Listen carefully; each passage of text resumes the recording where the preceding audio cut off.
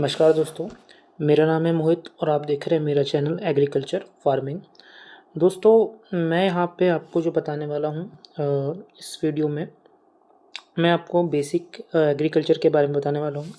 Basic agriculture and agriculture history के बारे में हम लोग बात करेंगे, क्योंकि काफ़ी टाइम से मैं कोई वीडियो नहीं डाल रहा था और ये पहली बेसिक क्लास है आपकी जो मैं आज स्टार्ट करने जा रहा हूँ।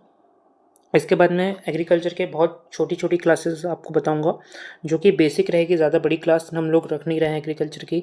तो चलिए स्टार्ट करते हैं। आप देख रहे होंगे अपनी स्क्रीन पे, यहाँ पर लिखा है basic agriculture and agriculture, basic agriculture history of agriculture, है ना। मतलब आपको एग्रीकल्चर का बेसिक नॉलेज इस पीडीएफ में प्रोवाइड करूँगा मैं।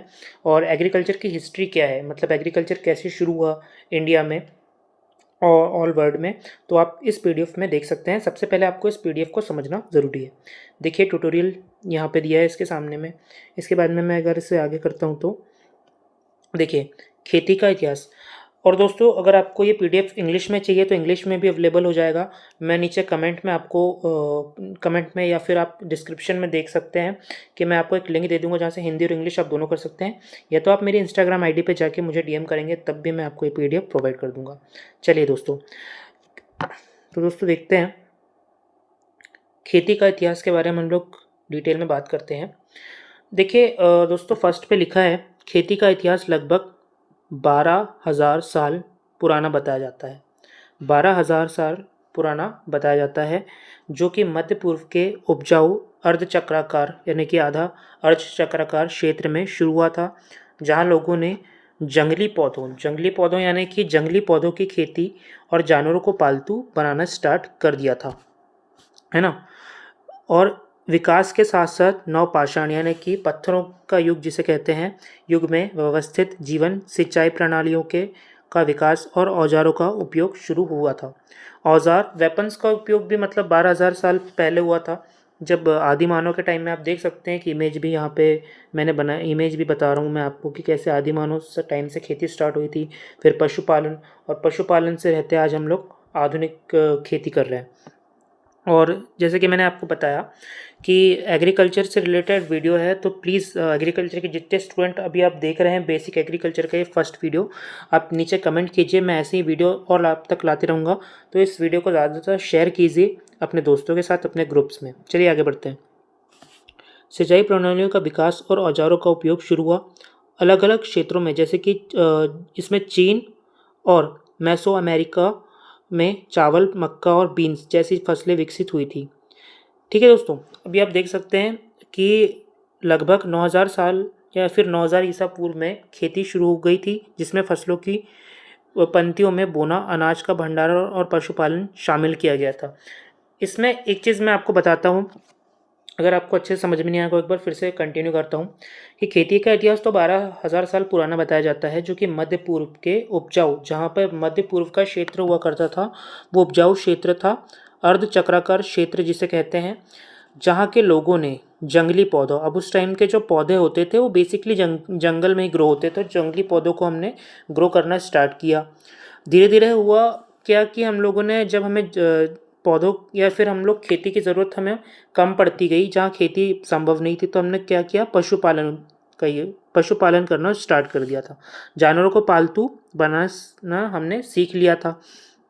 खेती के साथ साथ नवपाषाण काल युग में हमने, अब देखिए, जब मान के चलो कि पहले के टाइम के लोग जो थे बारिश पर निर्भर रहते थे, तो उनने फिर क्या किया, सिंचाई प्रणालियाँ, इन्हें सिंचाई की बहुत सारी टेक्निक देख ली थी। सिंचाई की भी मैं आपको कुछ वीडियोस बता दूंगा जो मैं यूट्यूब पे अभी अपलोड करूंगा, जिसमें मैं आपको एक पीडीएफ दूंगा जिसमें मैंने ऑल इरिगेशन के ऊपर पीडीएफ बनाया है, वो भी मैं आपको प्रोवाइड करूंगा।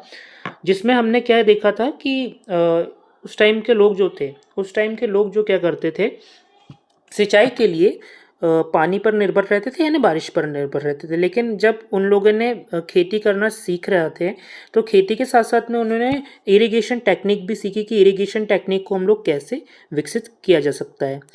उसके साथ साथ अब इरिगेशन करना स्टार्ट हुआ, तो हमने फिर ये भी सीखा कि भाई औजारों का उपयोग, बेसिकली उस टाइम पे जो वेपन्स थे या फिर औजारों का जो उपयोग होता था वो मेनली हंटिंग के लिए होता था, लेकिन खेती में भी तो औज़ार चाहिए ना, खेती कैसे की जाएगी?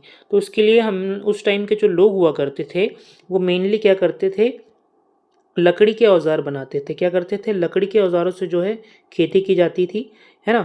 मेनली जो हम लोग उस टाइम के जो लोग होते थे, आप देख सकते हैं कि लकड़ियों के जो औज़ार हुआ करते थे, लकड़ियों के जो औज़ार थे, यहाँ पे आप देख सकते हैं कि उस टाइम के जो लोग थे, मैं इसको एक बार ज़ूम कर देता हूँ, अगर आप को नहीं दिख रहा होगा तो मैं आपको ज़ूम करके दिखाता हूँ कि उस टाइम के जो लोग हुआ करते थे ना, बेसिकली वो लकड़ियों के औज़ार हो सकते हैं, है ना? पत्थरों के बनाते थे। यहाँ पे लिखा है, जीवन में सिंचाई प्रणालियों का विकास और औज़ारों का उपयोग शुरू हुआ अलग-अलग क्षेत्रों में, जैसे चीन और मेसो अमेरिका। उस टाइम के जो अमेरिका को मेसो अमेरिका बोला जाता था। चावल, मक्का और बीन्स, यानी कि बीन्स मतलब जो है फलियों वाले जो पौधे होते थे, उनकी खेती स्टार्ट हुई थी। भारत में अब बात आती है हमारे इंडिया में, तो भारत में खेती जो है 9000 ईसा पूर्व में खेती शुरू हुई थी। मतलब खेती को हमारे भारत में को हम लोग कृषि प्रधान देश ऐसे नहीं बोला जाता है। बेसिकली हमारे यहाँ जो खेती की शुरुआत हुई है 9000 ईस्वी में स्टार्ट हो गई थी। ठीक है, चलिए दोस्तों, अगर आपको इतना समझ में आ गया होगा तो आगे बढ़ते हैं। इसका पीडीएफ मैं आपको डिस्क्रिप्शन में दे दूंगा, और अगर नहीं भी दिया तो मैं आपको अपने इंस्टाग्राम पे आप मुझे डीएम कर सकते हैं, वहाँ से भी मैं आपको पीडीएफ दे सकता हूँ। चलिए दोस्तों, आगे बढ़ते हैं। हम्म, ये है, देखिए, इसमें हम लोग देखते हैं, यहाँ पे आप देख सकते हैं, इसे मेनली क्या बोलते हैं, शैल चित्र बोलते हैं ना। शैल चित्र मतलब उस टाइम के लोग जो थे, शैल चित्र यानी कि उस टाइम के लोग लिखना पढ़ना तो इतने अच्छे से जानते नहीं थे। आदि मानव के टाइम के शैल चित्र बनाए गए हैं, है ना। तो उस टाइम के लोग क्या करते थे, ये शैल चित्र जो थे किसी चट्टान पर बनाते थे, या किसी चट्टान पर बनाते थे, है ना। दीवारों पे, चट्टानों पे बनाए जाते थे उस टाइम पे, है ना। उस टाइम पे बेसिकली क्या होते थे, गुफाओं में रहते थे, तो आप देख सकते हैं गुफाओं में ही ये चित्र बनाए जाते थे। आदि मानव युग जिसे बोलते हैं, नवपाषाण कालीन युग इसी को बोलते हैं। होमो सैपियंस का जिस टाइम पर डेवलप हो रहे थे, तो इस टाइम पे अगर आप देखें तो यहाँ पे भी हम लोग देखते हैं कि मनुष्य ने पशुपालन का अभ्यास, यानी उसने जो टेक्निक विकसित की थी, नवपाषाण क्रांति के दौरान शुरू की थी। ठीक है, नवपाषाण क्रांति के दौरान उसने शुरू की थी, जब लगभग 13,000 ईस्वी पूर्व में जानवरों को पहली बार पालतू बनाया गया था। पहली बार पालतू बनाया गया था जानवरों को। और सभी लोग ये सोचते हैं कि पहला जानवर कौन था जिसे मानव ने पालतू बनाया था। तो पालतू जानवर तो जो था वो कुत्ता था, जो अपनी सुरक्षा और शिकार के उद्देश्य से पाले जाते थे। देखिए दोस्तों, जो हम लोगों ने अभी देखा है इस स्लाइड में, पिछली स्लाइड में, कि इसमें हम लोगों ने जानवरों को पालतू बनाना स्टार्ट किया था। लेकिन इस वाली स्लाइड में आप देख सकते हो कि मनुष्य ने क्या किया, जब जानवरों पे को पालतू क्यों बनाया। बेसिकली क्या होता था कि पहले के टाइम पे हंटिंग यूज़ होती थी, है ना। हंटिंग यानी आदि मानव के टाइम पे हम लोग हंटिंग करते थे। क्यों करते थे? क्योंकि उस टाइम पे जो था एग्रीकल्चर इतना डेवलप नहीं था, एग्रीकल्चर मालूम ही नहीं था आदि मानव को कि होता क्या है। ठीक है, तो उस टाइम के लोग थे हंटिंग ही किया करते थे। धीरे धीरे जब जानवरों की कमी महसूस होते गई, तो हमने क्या किया, एग्रीकल्चर पे शिफ्ट हुए। जो भी हम लोग फ्रूट्स खाते थे, या कोई भी हम लोग बीज वाले फल खाते थे, उससे जो पेड़ बनता था, हमने धीरे धीरे उससे खेती करना स्टार्ट किया। ऐसे ही बेसिक तरीके से खेती होती थी उस टाइम पे।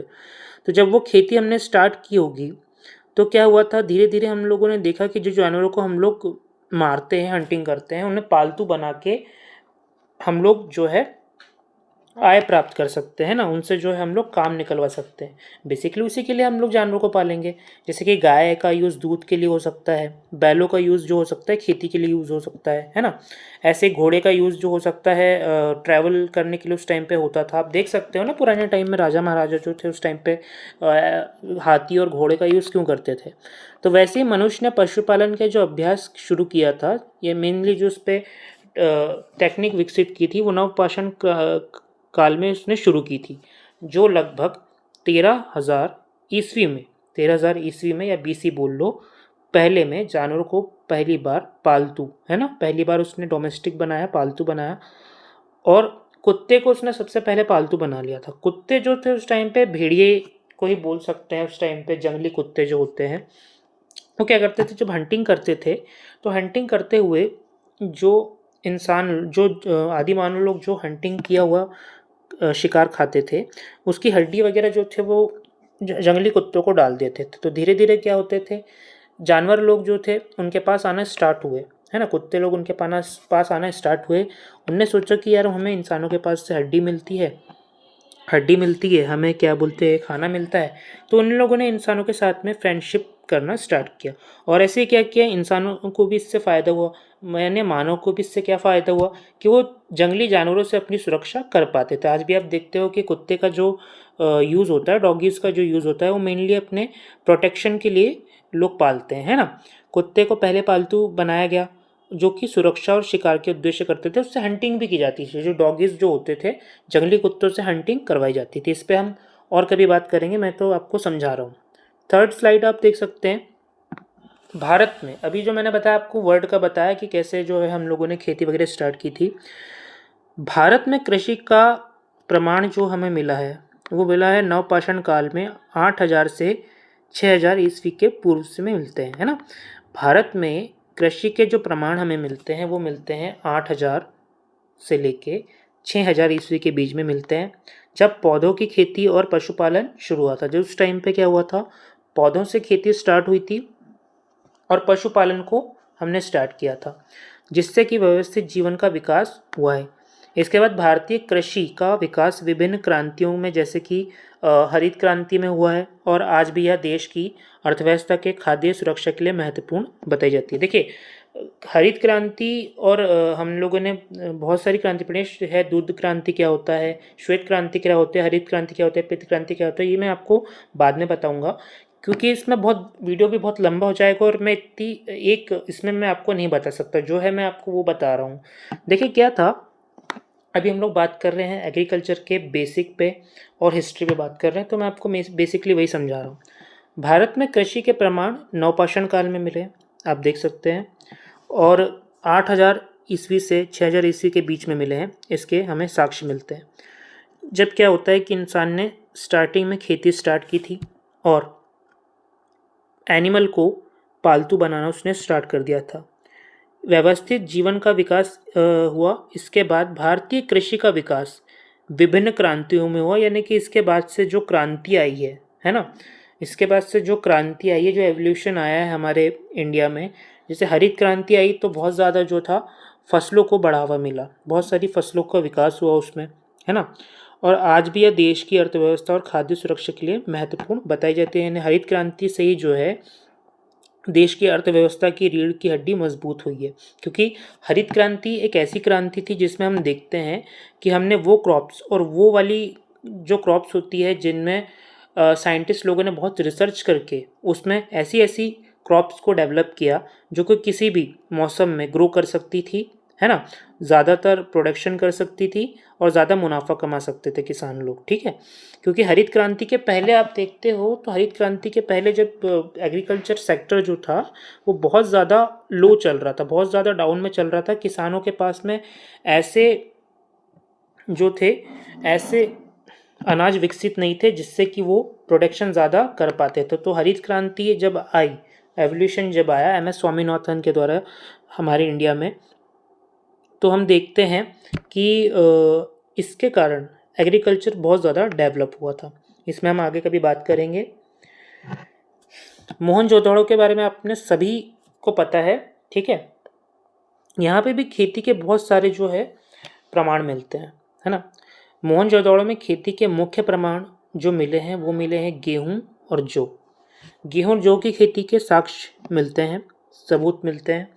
उस टाइम के जो लोग होंगे वो बेसिकली, जैसे यहाँ पे आप देख सकते हो कि जो खेती के प्रमाण मिलते हैं, उस टाइम के जो लोग होंगे ना, उस टाइम के लोग बेसिकली जो खेती करते होंगे वो गेहूं और जौ की खेती करे होंगे, क्योंकि उस टाइम के जब हमें साक्ष्य मिलते हैं वहाँ से, जब हमें प्रूफ मिला तो हमने देखते हैं कि बड़े बड़े अन्न भंडारों के रूप में मिले। मतलब वहाँ पे जो है गोदाम जैसे थे, उनको भंडार अन्न भंडार जिसको बोलते हैं उनको विकसित किया जाता था। वहाँ पे उससे विकसित अन्न भंडार जो थे वहाँ पे जो थे, सॉरी, अन्न भंडार जो होते थे जिनको हम लोग बोलते हैं गोडाउन, है ना, वहाँ पे उसे कैसे स्टोर करना है अनाज को, वहाँ पर रखा जाता था, है ना। बड़े बड़े अन्य भंडारों के रूप में मिले हैं। इसके अतिरिक्त वहाँ पे खजूर, कपास, दालें जैसे मोटे जैसे जैसे मटर और विभिन्न फल भी उगाए जाते थे, जो सभ्यता की कृषि आधारित अर्थव्यवस्था को दर्शाते हैं। मोहनजोदड़ो में क्या था, पहले के टाइम के जो लोग हुए होंगे, वहाँ पे जब रिसर्च हुई तो देखा गया कि वहाँ पे मुख्य प्रमाण क्या मिले हैं, गेहूं के मिले हैं, जौ की खेती के साक्ष्य मिले हैं और बड़े बड़े अन्य भंडारों के रूप में मिले हैं। अन्य भंडार मतलब क्या, कि जहाँ पर हम लोग जहाँ पे हम लोग जो अनाज को स्टोर करते हैं, है ना, अभी भी देखते हैं कई गाँव में अनाजों को स्टोर करने के लिए भंडार घर बनाए जाते हैं, तो उस टाइम के अन्य भंडार मिले हैं। अब वहाँ पे कौन कौन से क्रॉप्स के वो मिले, पहली बात तो गेहूँ मिला और जौ मिला। इसके ज़्यादातर हमें और देखा जाए तो खजूर, कपास, कॉटन भी मिला, खजूर मिले, पल्सेस, है ना, दालों के भी प्रमाण मिले, जैसे इसमें मटर मिला है ना, मटर, और विभिन्न क्रॉप्स के इसमें उगाए जाते थे उस टाइम पे, जो कि ये बताता है कि वहाँ की सभ्यता बहुत अच्छी सभ्यता थी, जो कृषि आधारित सभ्यता कही जाती है, जो उसकी अर्थव्यवस्था को दर्शाते हैं। ठीक है, अब आप देख सकते हैं इस इमेज में, पहले हम लोगों ने जो है हाथ से खेती करना स्टार्ट किया, है ना, हाथ से खेती करना स्टार्ट किया, और आप देख सकते हैं धीरे धीरे धीरे हम लोगों ने एनिमल का यूज़ किया। फिर आप देख सकते हैं कि इसमें मशीनों का किस तरीके से यूज़ है, तो आप इस इमेज से समझ सकते हैं, है ना, और आप नीचे पढ़ भी सकते हैं, मैं इसको समझाता हूँ। कृषि उपकरणों का इतिहास नवपाषाण काल में लकड़ी के पत्थर और हड्डी के औजारों से शुरू हुआ है। कृषि के जो उपकरणों का इतिहास आप देख सकते हो, पहले के टाइम में मशीनें तो नहीं थी, है ना, और इसमें क्या होता था कि जो औजार बनाए जाते थे वो थे लकड़ियों से और हड्डियों से, जो जानवरों की हड्डी होती थी उनसे ही वो वेपन्स या औजार बनाए जाते थे। और जो मिट्टी जोतने, बीज बोने, है ना, यहाँ पे देखिए, जो मिट्टी को जोतने में, बीज बोने में, ठीक है, और फसल काटने में मदद करते थे। मतलब उस टाइम के जो लोग थे फसल काटने के लिए भी इन्हीं औजारों का यूज़ करते थे। कांस्य युग में, है ना, जब क्या बोलते हैं, मेटल का यूज़ हुआ था, और उस टाइम में जो थे औजार बनाए जा रहे थे, तो उस टाइम पे कांस्य युग में अधिक मजबूत उपकरण, पहले के टाइम के जो औजार रहते थे वो इतने चल नहीं पाते थे, क्योंकि लकड़ी के औजार होते थे, हड्डियों के होते थे। जब कांस्य युग आता है तो इस युग में जो थे वेपन्स बहुत मजबूत होते थे, है ना, सॉलिड होते थे, स्ट्रांग होते थे, मजबूत उपकरण बने। जबकि लोहा युग में लोहे के औजारों में को दर्शाता है ना, लोहों के जो औजार थे उनकी दक्षता बढ़ी है ना।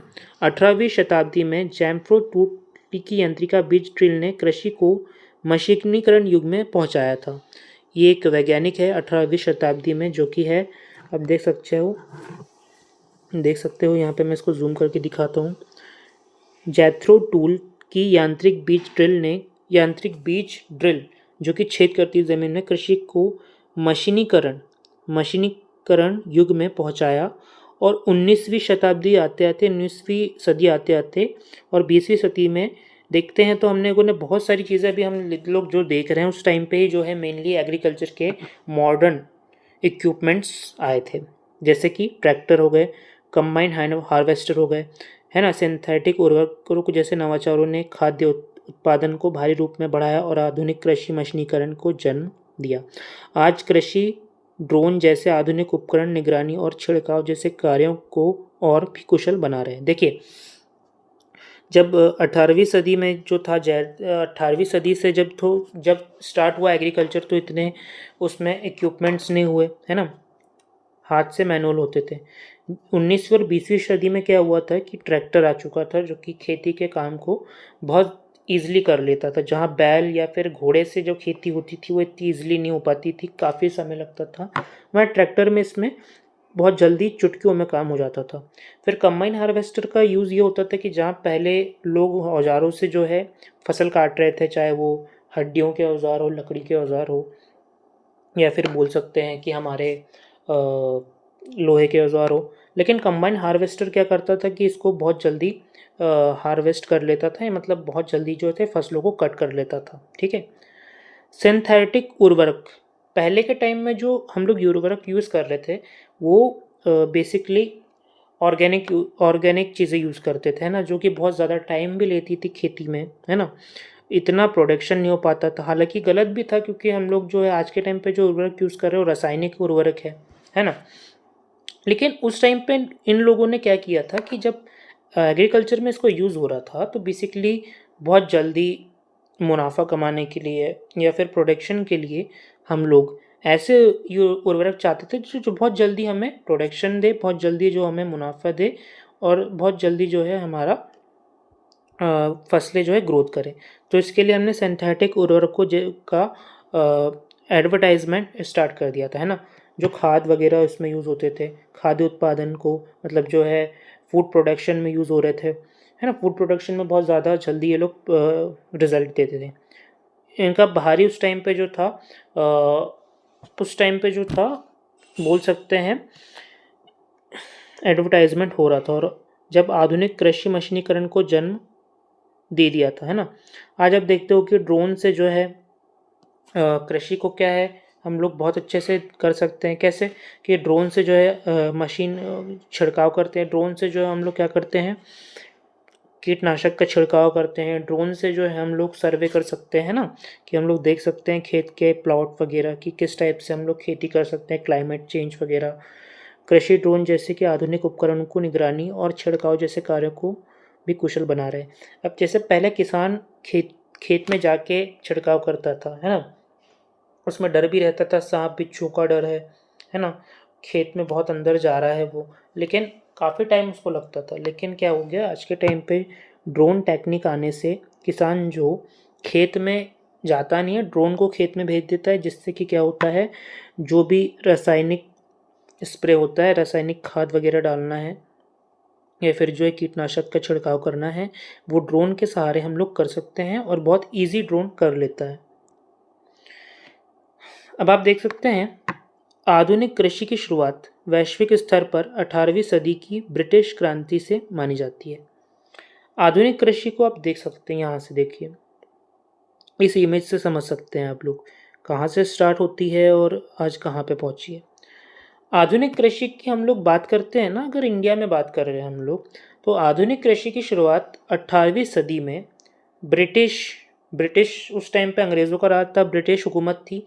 ब्रिटिश कृषि क्रांति से मानी जाती है, जिसमें उपज बढ़ाने के लिए नई तकनीकों और उपकरणों का प्रयोग हुआ था। यानी उस टाइम पे जो थी उसकी उपज को बढ़ाने के लिए बहुत सारी टेक्निक्स का यूज़ हुआ था और नए-नए उपकरणों का प्रयोग हुआ था। उसी टाइम पे जो है इरिगेशन मेथड्स का यूज़ हुआ था बहुत सारी। उसी टाइम पे हम देख सकते हैं कि एग्रीकल्चर की कई टेक्निक्स उस टाइम पे यूज़ हुई थी, जो कि ब्रिटिश क्रांति यानी ब्रिटिश हुकूमत के टाइम में यूज़ हुई थी। और उस टाइम पे कई उपकरणों का उपयोग हुआ था, प्रयोग हुआ था, जो भारत के आधुनिक कृषि की शुरुआत में 1960 के दशक में देखे गए थे, है ना? तो नई तकनीकों और उपकरणों का प्रयोग हुआ।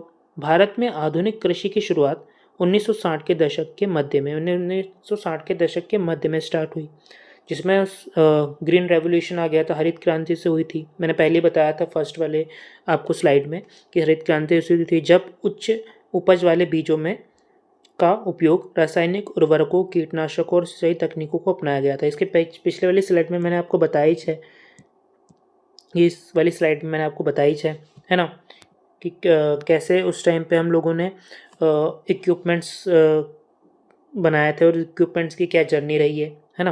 आप देख सकते हैं इस इमेज में। वैसे ही आधुनिक कृषि की शुरुआत हुई थी 18वीं सदी में स्टार्ट हुई थी। 1960 के दशक में आते-आते बहुत ज़्यादा टेक्निक्स आ चुकी थी इंडिया में। जब उच्च उपज यानी कि अच्छी उपज देने वाले सीड्स का प्रोडक्शन कर रहे थे हम लोग। रासायनिक उर्वरकों, मैंने पहले ही बताया, रासायनिक उर्वरक और कीटनाशकों का उस टाइम पे बहुत ज़्यादा एडवर्टाइज़मेंट हुआ था, है ना? तो ऐसा था। अब आगे वाली स्लाइड में हम देखते हैं, तो जब एग्रीकल्चर पूरा बन चुका था, तो जब हम लोगों ने खेती की टेक्निक विकसित कर ली, है ना? खेती की टेक्निक के साथ-साथ में हमने इरिगेशन टेक्निक यानी ऑल टोटल एग्रीकल्चर टेक्निक हमने विकसित कर ली। तो भाई इसको समझने के लिए, इसको पढ़ने के लिए हम लोग देखते हैं कि कृषि के क्षेत्र को बढ़ावा भी तो देना है, इसको हम लोग को मोटिवेट भी तो करना है, ताकि और आगे मतलब इसके बारे में जानकारी पहुँचाई जाए, है ना? तो भारत में कृषि की एजुकेशन को बढ़ावा देने का काम लगातार विभिन्न योजनाओं और पहलों के मध्य से किया गया था, जिसमें 1960 के दशक में हरित क्रांति से आधुनिक कृषि तकनीकों का प्रसार हुआ। मतलब 1960 के दशक से जो है मॉडर्न एग्रीकल्चर स्टार्ट होता है इंडिया में। और हरित क्रांति के बाद से हम देखते हैं कि इसमें आधुनिक कृषि तकनीकों का एडवर्टाइजमेंट स्टार्ट हुई थी। 1974 में कृषि विज्ञान केंद्रों यानी केवीके, जिसे हम आज के टाइम पे बोलते हैं ना केवीके, हर आपको गाँवों में शहरों में मिल जाएंगे, उनकी स्थापना हुई थी। कब हुई थी? 1974 में। आप देख सकते हैं यहाँ पे, है ना। 1974 में कृषि विज्ञान केंद्रों केवीके की स्थापना हुई। 1929 में भारतीय कृषि अनुसंधान परिषद आईसीआर की स्थापना हुई थी। यानी आईसीआर की स्थापना तो इसके पहले ही हो गई थी, बहुत पहले आईसीआर की स्थापना हुई थी कि 1929 में भारतीय कृषि अनुसंधान आईसीआर की स्थापना हो गई थी। और इसके बाद हम देखते हैं 2017 में शुरू की गई राष्ट्रीय कृषि उच्च शिक्षा परियोजना एक परियोजना थी। जैसे महत्वपूर्ण पहलू शामिल हुए हैं। इन प्रयासों का मुख्य उद्देश्य किसानों को आधुनिक प्रशिक्षण देना और कृषि विश्वविद्यालयों का आधुनिकीकरण करना था। यानी इस टाइम पे एग्रीकल्चर नॉलेज को बढ़ावा देना था। मेन वही बात बोल सकते हैं, एग्रीकल्चर नॉलेज को हम लोगों ने बढ़ावा देना था। और बेसिकली हमको क्या करना था कि कृषि को जो है उस लेवल तक लेके जाना था जिस लेवल पे उसको पहुंचना था, क्योंकि उस टाइम पे जो था एग्रीकल्चर इतना ज़्यादा डेवलप नहीं हुआ था हमारे इंडिया में। ठीक है, जहाँ हम लोग विदेश की बात करते हैं तो एग्रीकल्चर वहाँ पे काफ़ी ज़्यादा था, डेवलप था। उस टाइम पे टेक्निक वहाँ पे ज़्यादा थी, लेकिन हमारे इंडिया में ऐसी कोई टेक्निक नहीं थी जिसमें हम लोग देख सकते थे कि भाई हमारा एग्रीकल्चर उस लेवल तक जाए जिस लेवल पे किसानों को मॉडर्न टेक्निक के बारे में पता चले। तो क्या है, उस टाइम पे एग्रीकल्चर को ज़्यादा बढ़ावा मिला है ना, 1960-1974 के दशक में। तो क्या है, उस टाइम पे जो था ना, कृषि शिक्षा को भी बढ़ावा दिया गया। तो उस टाइम पे कृषि शिक्षा को काफ़ी बढ़ावा मिला है। ठीक है, तो आप देख सकते हैं कि भारत में कृषि शिक्षा को बढ़ावा कैसे दिया गया था, किस टाइम में दिया गया था। 1960 के दशक में हरित क्रांति के बाद से ये सब स्टार्ट हुआ था, है ना, जिसकी मेन मोटिव यही रहा है। इन प्रयासों का मुख्य उद्देश्य किसानों को आधुनिक प्रशिक्षण देना था, मतलब उनको ट्रेनिंग करवाना था आधुनिक शिक्षा के बारे में, और कृषि विश्वविद्यालय यानी कि कॉलेज यूनिवर्सिटियों का विकास करना था। आगे इसमें हम देखते हैं, आज के टाइम पे हम देखें तो भारत में वर्तमान में, अगर आज की बात करते हैं हम लोग, इन्हें प्रेजेंट में हम लोग देखते हैं तो भारत में वर्तमान में 74 से अधिक कृषि विश्वविद्यालय हैं, जिनमें से 63 राज्य कृषि विश्वविद्यालय यानी राज्य के इसमें चल रहे हैं, और 11 केंद्र सरकार द्वारा मान्यता प्राप्त यानी कि इनको मान्यता मिली है, मान्यता प्राप्त केंद्रीय कृषि विश्वविद्यालय शामिल हैं। इन विश्वविद्यालयों की संख्या समय के साथ बदल सकती है, और ये बदल सकती है मतलब समय के साथ में बढ़ भी सकते हैं, है ना, और कम भी हो सकते हैं, बढ़ सकते हैं मेनली, और कम नहीं होंगे इसमें, है ना। इन विश्वविद्यालयों की जो संख्या है समय के साथ में बढ़ती है ना, और साथ बदलती रहती है, यानी कभी बढ़ती भी है, और इसमें कुछ कुछ विश्वविद्यालय ऐसे होते हैं जो बंद हो गए हैं, है ना। और ये शिक्षा अनुसंधान को बढ़ावा देने के महत्वपूर्ण भूमिका निभाते हैं। यानी कि इसमें ये बताया गया है, एक बार मैं आपको फिर से रिपीट करता हूँ कि भारत में वर्तमान में आज के टाइम पे 74 से अधिक एग्रीकल्चर यूनिवर्सिटियाँ चल रही है ना, यानी कृषि विश्वविद्यालय चल रहे हैं, जिनमें से 63 तो राज्य कृषि विश्वविद्यालय है, 11 केंद्र सरकार द्वारा मान्यता प्राप्त केंद्रीय भी कृषि विश्वविद्यालय शामिल है, और इन विश्वविद्यालयों की संख्या टाइम के अनुसार बदलती रहती है, यानी बढ़ती रहती है, घटती रहती है। इनका मेन मोटिव ये रहता है कि अनुसंधानों को बढ़ावा देने के लिए महत्वपूर्ण भूमिका ये विश्वविद्यालय ही निभाते हैं। यानी कि आज एग्रीकल्चर यूनिवर्सिटी से ही हमारे एग्रीकल्चर सेक्टर या फिर एग्रीकल्चर नॉलेज को बढ़ावा मिला है। जो भी आप देखते हो ना आज के टाइम पे बीएससी एग्रीकल्चर, एमएससी एग्रीकल्चर के जो कोर्स है ये विश्वविद्यालयों के बदौलत ही है, क्योंकि यही विश्वविद्यालयों के बदौलत आज हम एग्रीकल्चर के विषय में पढ़ाई कर पा रहे हैं। ठीक है, अब ये आप देख सकते हो यहाँ पे भारत में सबसे पुराना, अगर हम बात करें भारत में सबसे पुराना विश्वविद्यालय और सबसे पहला विश्वविद्यालय कौन सा था, है ना। भारत में सबसे पुराना और पहला कृषि विश्वविद्यालय गोविंद वल्लभ पंत कृषि प्रौद्योगिकी विश्वविद्यालय है, जो आज के टाइम पे पंतनगर उत्तराखंड में स्थित है। यानी कि जो पंतनगर उत्तराखंड में स्थित है। इसकी स्थापना कब की गई थी? तो इसकी स्थापना की गई थी 17 नवंबर 1960 को। भारत के तत्कालीन प्रधानमंत्री, जो उस टाइम पर प्रधानमंत्री थे 1960 में, जवाहरलाल नेहरू ने उत्तर प्रदेश कृषि विश्वविद्यालय के रूप में किया गया था। बाद में इसे 1974 में इसका नाम महान महान स्वतंत्रता सेनानी गोविंद वल्लभ पंत के सम्मान में बदल दिया गया। मतलब भारत का सबसे पहला विश्वविद्यालय जीबी पंत, जिसको हम लोग जानते हैं, उसका पूरा नाम है गोविंद वल्लभ पंत कृषि विश्वविद्यालय है, प्रौद्योगिकी कृषि विश्वविद्यालय है। ये कहाँ पे है? जो पंतनगर में है ना, उत्तराखंड में स्थित है। इसका उद्घाटन हुआ था 17 नवंबर 1960 को। इसका उद्घाटन कहाँ हुआ था? 17 नवंबर 1960 को हुआ था, है ना। और तत्कालीन प्रधानमंत्री जवाहरलाल नेहरू ने उत्तर प्रदेश, यानी उस टाइम पे उत्तराखंड राज्य नहीं बना था, उत्तर प्रदेश में कृषि विश्वविद्यालय के रूप में किया गया था, है ना। जब ये अलग हुआ उत्तर प्रदेश से उत्तराखंड, तब इसमें तब जो है उत्तराखंड में इसे बोलते हैं, लेकिन पहले ये उत्तर प्रदेश ही बोला जाता था, यूपी। तो कृषि विश्वविद्यालय के रूप में किया गया था। बाद में 1974 में इसका नाम चेंज हो गया था, है ना। इसका नाम चेंज करके किसके नाम पर किया गया था? जो स्वतंत्रता सेनानी थे, फ्रीडम फाइटर थे, गोविंद वल्लभ पंत के सम्मान में इसका नाम बदल दिया गया था और इनका नाम उन्हीं के नाम पे जीबी पंत यूनिवर्सिटी कर दिया गया। ठीक है। तो दोस्तों, उम्मीद करता हूँ आपको ये वीडियो पसंद आया होगा। दोस्तों, जाते जाते इस वीडियो में आप देख सकते हैं, इस पीडीएफ में मैंने एक क्विट्स लिखा था जो मुझे भी काफ़ी अच्छा लगता है और मोटिवेट करता है। Agriculture is the most helpful, most useful and most noble employment of man. यानी कि इसका मतलब ये होता है कि एग्रीकल्चर मनुष्य का सबसे स्वास्थ्यप्रद, सबसे ज़्यादा यूज़फुल यानी सबसे ज़्यादा उपयोगी और सबसे अच्छा रोज़गार बताया गया है। दोस्तों, अगर मेरा ये वीडियो आपको पसंद आया होगा तो प्लीज़ इस चैनल को सब्सक्राइब ज़रूर कीजिए। मैं आगे एग्रीकल्चर के ऐसे वीडियो आप तक लाते रहता हूँ। Thank you.